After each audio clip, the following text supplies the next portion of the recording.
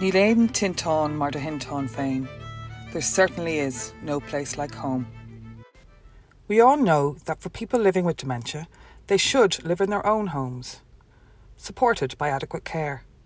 However, there is always and will always be a need for long-term residential care. Welcome to St Joseph's Shankill, where we're dedicated to dementia care. COVID-19 has brought people working with older people from all over the country together as one team. Nursing homes have been in the limelight, and the general public are beginning to value what we do. This is the perfect time for us to continue to work together and change the face of care for everyone for the better. Here's Norma Sheehan, our Director of Nursing, to explain our change in culture and care. People living with dementia needed a care model that looked after not only their medical needs, but their psychological and social needs, and most importantly, their emotional needs. I explored many household models of care, and I settled on the Dementia Care Matters butterfly model, now called Meaningful Care Matters. A home has to have a heart, and it's all about the people who belong to the home. People living, working and visiting. People form the culture, and the culture is what may be hard to change and to sustain, but it can be done. Over the last few years, we introduced the cultural change of the butterfly model of care, which is about people living at the same stage of dementia together in small households, looked after by the same staff that are carefully chosen to best suit the needs of people at that particular stage of dementia. People's quality of life is maintained. They have a purpose to their day. They know that they are needed and that they still matter. People with dementia are very much feeling beings. So care is focused on making each moment matter to each person, through connecting with the person, through positive, engaging communication and touch. They feel loved and secure, even in the absence of family. So they are contented and their emotional needs are met. We moved from doing tasks to going with the flow. There must be buy-in from all staff, from every level of the organisation, in order to achieve real change. At the same time, we did a huge environmental change at St Joseph's.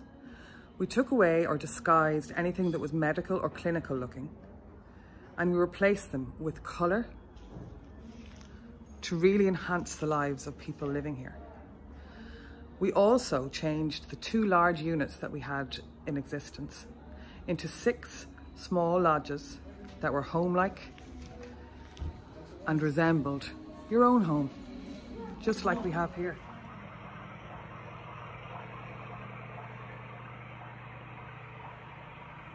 We continued with our education because we know how important it is to keep on reinforcing and to embedding this model of care.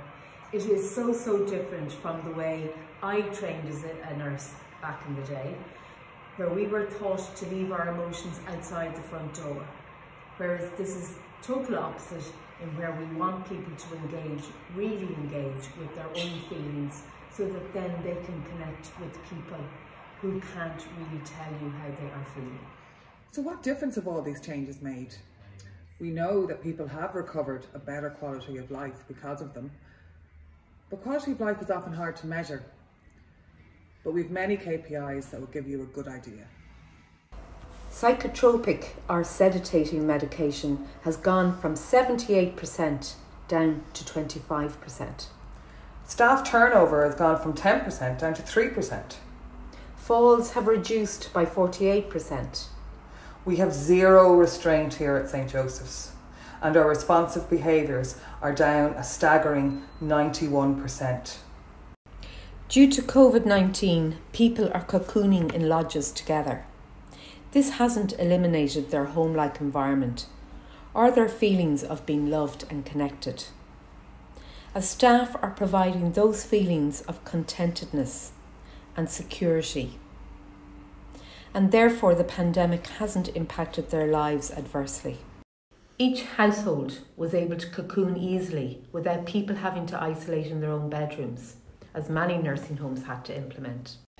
Every staff member takes part in the activities of the lodge.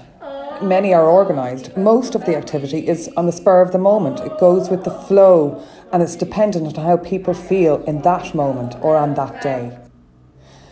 Because staff never wear uniforms here and often dress up to create occasions or for a bit of fun, the wearing of masks doesn't seem as threatening and has become part of the creativity.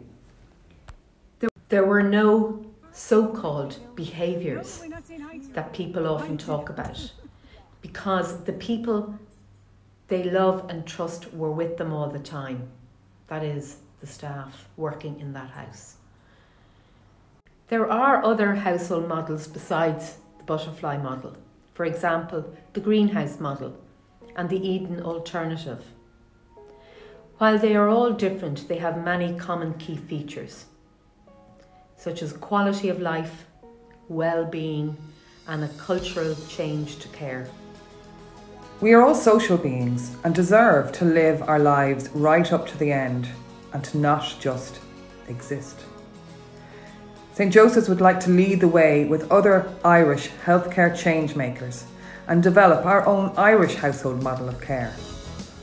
Through reflection and recovery, we can renew again and together create a wonderful legacy for Ireland from this terrible time.